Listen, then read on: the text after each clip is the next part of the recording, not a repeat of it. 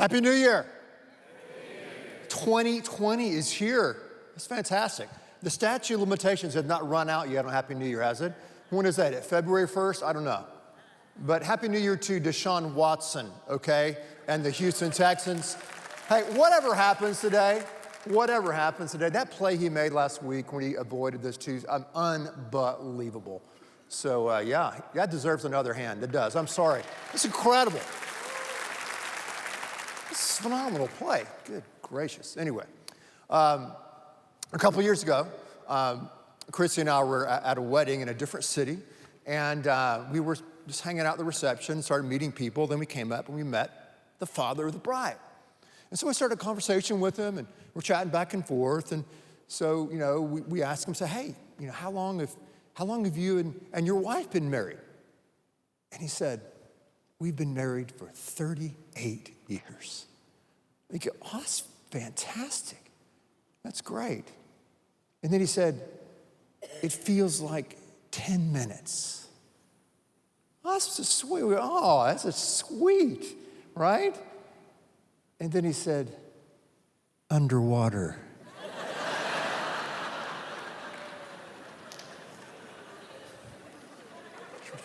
True story.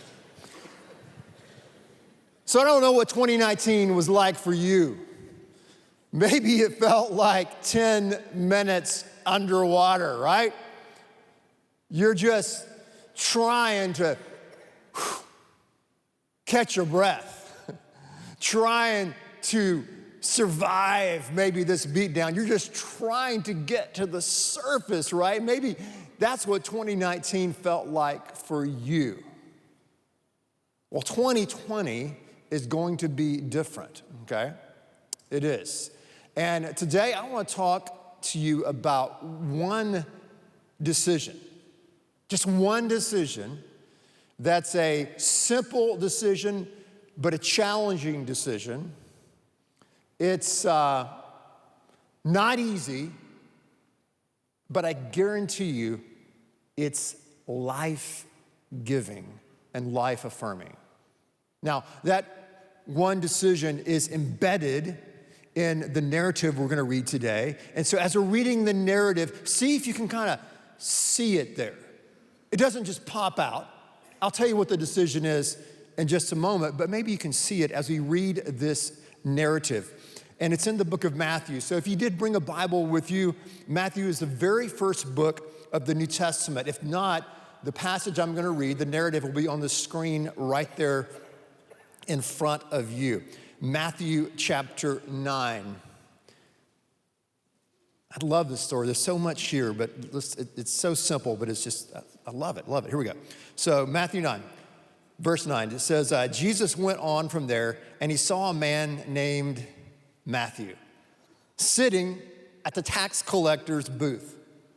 Follow me, he told him. And Matthew got up and followed him. Now, I grew up in the church and stuff, so I heard that story. I just always thought that's a little bit strange, right? I mean, can you imagine, you're working or you're in school and some guy, walks in with a beard and a robe and says, follow me. And you step away from your computer and, put down your laptop or whatever you do and walk out. And that just sounds kind of strange to me. I never really got it, and the preacher would say, you're supposed to follow him like that too. And drop the basketball and follow. I didn't understand what it meant. But when you understand a little bit about the background, and as I grew and studied a little bit, that really was not uncommon. You had rabbis back then who were teachers who would pick out students, also called disciples, to come and to listen to their teaching. It's like, Socrates, Plato, Aristotle had their followers, their disciples. Buddha had his followers and disciples, and he would handpick them. So what's different here about Matthew and about Peter and the other disciples of Jesus is that they didn't make the cut, okay? So imagine it's like the NBA draft or something like that, and it's first round, second round, third round, and no rabbi picks them, right? And here's Matthew. He's a tax collector. He works for the IRS, right? Shh, don't tell anybody. He'd already been looked over. Peter was looked over. He was fishing. It was too late for him to make the team to get drafted. Jesus drafts. He chooses these unlikely people to, hey, follow me. Follow me. So, let's see what happens next. It said he got up and followed him, but then look what happens, okay? Look at verse 10. It said Jesus was having dinner at Matthew's house. Many tax collectors and sinners came and ate with him and his disciples. When the Pharisees saw this, and the Pharisees were a group of people who were really respected back in the day of Jesus, but they've come to be the bad guys in the story because they were really, really, really uptight, really judgmental. There's no one like that today. But anyway, just a long time ago. They saw this, and they asked his disciples, hey, why does your teacher, Jesus, eat with tax collectors and sinners? Why is he hanging out with bad people? The down and out and the up and out. Why is he doing that? On hearing this, he overheard this, and Jesus said, it's not the healthy who need a doctor, but the sick. Go and learn what this means. I desire mercy, not sacrifice, for I have not come to call the righteous, but sinners. Now, embedded in this is that one decision that we're going to talk about, but let's kind of break this down. So, it's kind of wild. So the first scene, the first part of this scene is work. Did you think about that? Matthew's at work. He's just at work. And the Bible says Jesus saw him sitting there at work. I like that. He saw him sitting there. Matthew was a very despised tax collector. And God saw him there. You know, God sees you at work. God sees you sitting there in your office. God sees you in your cubicle. God sees you making that sales call as you're making your way through the friendly traffic of Houston. God sees you. God sees you at home with your kids, with your baby. God sees you. Just doing everyday life. I love that. And God knows your name. He knows your name. He called Matthew by name. He calls you by your name. God knows your name. He knows everything about you. He knows your dreams right now. He knows your hopes. He knows your fears. He knows what you're going through. He knows what you're facing. God knows all of that. That's one of the things that makes him God and a personal God. So God, here as we start this brand new year, he sees us, which means he also knows us by name. But not only does God see us just going about our day, going about our everyday life, God also, in the midst of everyday life, God calls us. God calls you. That's what he told Matthew. Hey, Matthew, come follow me. Follow me. And this wasn't just, obviously, the whole social media goofiness, click, follow. No. It meant follow my pattern and my way of life. Come follow me. I'm going to show you a new way in this new year to do and process life. It's my way. It's the Father's way. It's a way that's going to bring you life. So God calls you, and he calls me to follow him. And maybe you say, well, man, I've already checked that box. Man, a long time ago, I checked the box to follow him. I am following him. Listen, following God, following Christ is an ongoing process. It's an ongoing lifestyle. So God is always calling us to follow him, maybe in some new direction in our life this year. I don't know what it is in your life. I don't know what God is calling you to do, but God is calling you to follow him probably in a new way, in a different way in this new year. He doesn't just see you. No, God is there and God knows you. No, God calls you. He calls you, and he calls you by name. And that's what he did to Matthew. Now, here's what's interesting as we look at the rest of the story. So the first scene really is at work. Just sitting there at work. God sees him. God calls him by name. God sees us. God calls us by name. And the next scene is different. The next scene is a party. Party at Matthew's house tonight. I'm sure Matthew thought, hey, I got an undergrad in accounting, an MBA in business. I don't know much about Jesus and this following him and all this theology stuff yet, all this Bible stuff yet. But you know what? I know that this rabbi, this Jesus has changed my life. And I know that I can throw a party. That's what he said. I can throw a party. I got a lot of friends. I can invite my friends. I'm going to invite Jesus and his disciples over to come to the party because I want them to experience what I've experienced. I like that. So I don't know if Matthew had the gift of hospitality, that he was a party planner, before he started following Christ, but now he is going to, check it out, party with a purpose, right? A lot of times if you have, lived a party lifestyle, that's kind of where you are now, you're not really partying with a purpose. Maybe the purpose is, I don't know, to kind of escape or to just, have as much fun as you can. But now this is a different type of party here. And that's what Matthew does. He throws a party. So God sees you, God calls you, and just like he did Matthew in this early stage of his relationship with Christ, God sends you. He sends you. God always has something for us to do.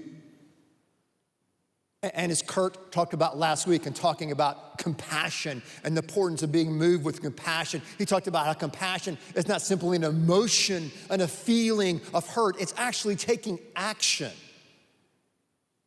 So Matthew took action. He says, I don't know everything, but I knew that these changed my life. I've got friends. I'm going to throw this party, invite my friends because I want them to experience and know Christ. And so as they're there, people start judging Jesus and his followers because they're hanging out with these people that they don't think really get it. And Jesus says, what? It's not the healthy people that need a doctor. It's people who are sick that need the doctor.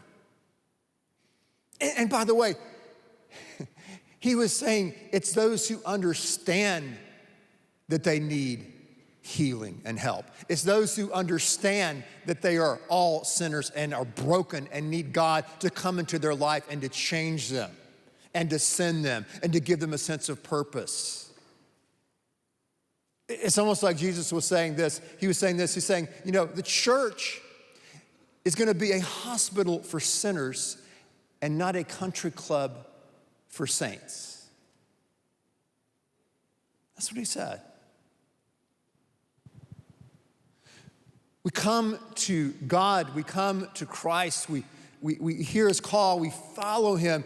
He heals us, and he continues to heal us and to restore us. And then he sends us out. Just like he did Matthew. Just like he did Peter. Just like he did Mary Magdalene. Just like he did all of his followers when he was here. He sends us out because he has something for us to do. So, there's that decision, right? The one simple decision, the one challenging decision that will make this brand new year different for you and different from me. What is it? Well, it's simple. What's the one decision? Openness. That's it. Be open. That's it. God, I am open to what you want to do in my life in 2020. And God, I am open because I want to be used by you. I want to influence others. I want to make an impact with my life. And no matter who you are, and no matter what you're going through, no matter if you're starting off this new year, you're on a mountaintop and things are great and you're crushing it, no matter if that's where you are, you say, I wish I was there. Or maybe you're down in the valley and you are slugging it out. Or maybe you're somewhere in between the valley and the mountaintop. I don't know. Again, God knows, God sees you, God calls you. But I do know this one decision, no matter where you are, this one decision to say, God, I am open to be used by you. I am open to make an impact and to serve others in this new year. That will make a massive difference in your life. It really will. And here's what's kind of interesting. That's what we've been designed to do. That's what we've been created to do.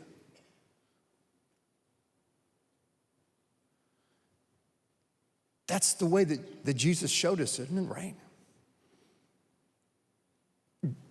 God comes to earth and Jesus washes the feet of his own followers.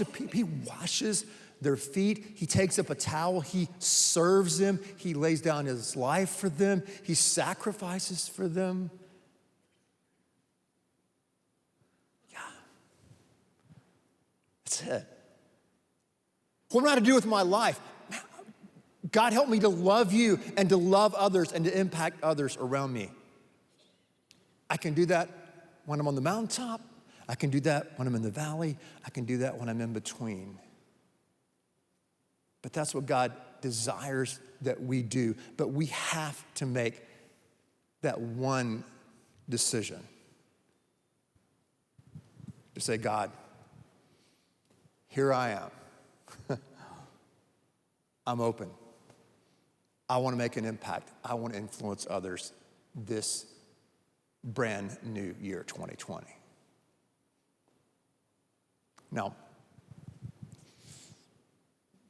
maybe you say, well, what does that look like?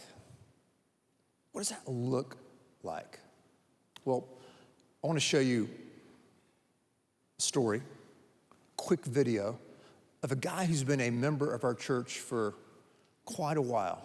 And just listen to his story and see the impact that we all can make. Check it out. My name's Michael Bruner, and I've been a member of this church for many years. First thing you need to understand is I am not a pastor at this church. Matter of fact, I'm not on staff. I'm in business in downtown Houston. And I've been here for a little over 30 years and a member of this church for about that long. I grew up in Central Texas, Austin, San Marcos area. I had the benefit of a family that gave me a Christian environment. And in that, when I was 13 or 14, I went to what we'll call a church camp or a youth camp. And when we were at this church camp, there was a pastor. The guy puts a chair in the middle of a room. There's 60, 70 kids, ages 12 to 16, sitting in that room, and he just said, all right, who's ready to make a decision to accept Christ as their Savior? And one by one, I don't think we got out of there till midnight. We started making decisions for Christ. Myself and one of my cousins that was with me made that decision. So a pastor was involved in my evangelism. So I go through the rest of my high school years, and I know that I'm a Christian, but I don't know much more than that. So I get into college. And at that point, an acquaintance introduces himself and says, listen, I go to Campus Crusade for Christ meetings. Just wanted to check and see if you'd like to come. And I took him up on it. And so that acquaintance was responsible for me getting plugged in at the college level, if you will, to Christian fellowship, and really, for the first time, understanding what Christian fellowship was about. So time passed. I graduate. I remember the day. It was August the 14th. And August the 15th of that year, I'm commissioned, and I go serve a tour in the Marine Corps. I got out alive. Didn't get hurt. But the transition from military to civilian, let's just say, did not go well. Couldn't land my career, lost what savings I had, and before you know it, I found myself on my back. I found myself on my back relationally, found myself on my back financially, found myself on my back professionally. And for the first time, I got to a place where I said, God, things are not going well. And if you're really real and you really care, I could really use you to show up about right now. So interestingly, about this time, a cousin who knew a little of my situation felt led to show me the Bible she was reading. And ironically, it's the Bible that we all were introduced to just this past year. It's a Bible that's not broken down by book and by verse. It's broken down by date. Matter of fact, it has 365 days all broken down for you. It's the perfect Marine Corps Bible. You don't have to think, just read the day. Close to that period, an in-law feels led to give me a devotional book that he'd been reading. So now I have a Bible, I have a devotional book, and I start to read, and I start to get acquainted with God, and my life starts to take shape. I moved to Houston. It was under the auspices of finding a career. I move in with an old fraternity brother. I tell him that I'm reading the Bible and I think I'm getting close to God. Not positive, but I think something good is happening here. And this brother, who we'll call a friend, said, you know, there's a church not far from here that I think you might like to go to. And here was the pitch. The girls are really pretty and the preaching's not half bad. That was good enough. So I walked into Second Baptist Church at Woodway, sight unseen, didn't know anybody except for my buddy. And we went and we sat down, and Dr. Ed Young was the preacher that day. And he made an invitation to say, if you're here today and you'd like to be a part of this church, you can come. I didn't do it then, but he invited us to come back the next week. We did. And the second time he asked, I found myself walking down the aisle, and the rest is history. So, in conclusion, when I look at evangelism and the people that were involved, there were 5. A pastor, an acquaintance, an in-law, a cousin, and a friend. And if you look at that list, what you must focus on, what you got to know, is that only out of those 5, there was only one that was a pastor. 4, then and now, had nothing to do or have nothing to do with full-time ministry. When it comes to evangelism, when it comes to sharing faith, when it comes to what makes us excited, that's not for the clergy. That's for us. That's for all of us.